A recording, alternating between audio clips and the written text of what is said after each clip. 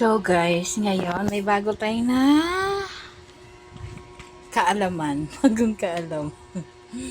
Meron kasi yung mga hindi natin sinasadya na minsan na ibablock natin na mga tao sa YouTube.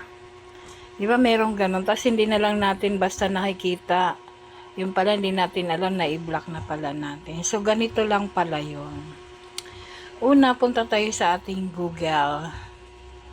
Sa cellphone, ayan, Google account, ayan. Sa Google account tayo.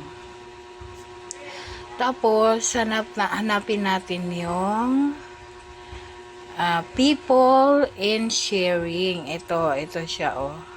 People in sharing. Tapos, scroll down natin. Scroll down. Ito, oh, may nakita tayong mga naka-block. Ayan.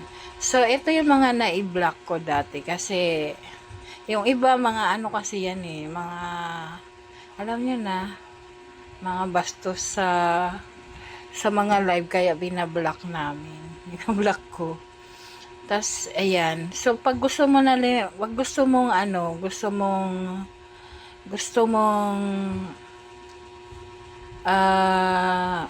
mai-unblock siya. Ito, i-unblock ko na